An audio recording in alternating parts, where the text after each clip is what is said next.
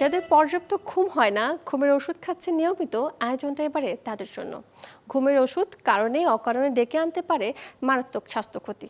তাই জানাবো এমন 5 খাবারের গল্প যেগুলো খেলে ঘুম হবে পর্যাপ্ত। দু চোখ জুড়ে ক্লান্তি খেলা করছে, কিন্তু ঘুমাতে গিয়েও ঘুম আসছে না। ফলাফল নিষ্প্রাণ ত্বক, সারাক্ষণই মাথা ঝিমঝিম করা, চোখের নিচে কালি, সাথে কাজে মনোযোগ না থাকা। মানসিক অবসাদ এবং অস্থিরতার পেছনেও দায়ী করা হয় অনিদ্রাকে।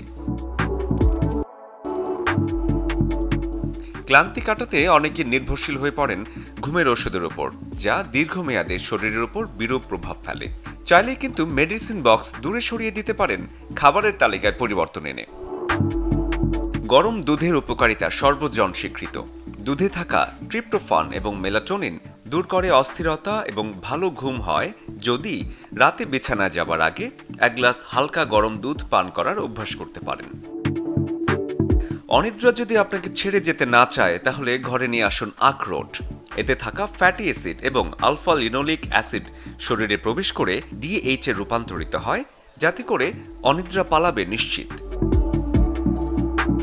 রাতে প্রশান্তির ঘুম পেতে বার্লি বেশ কার্যকরী।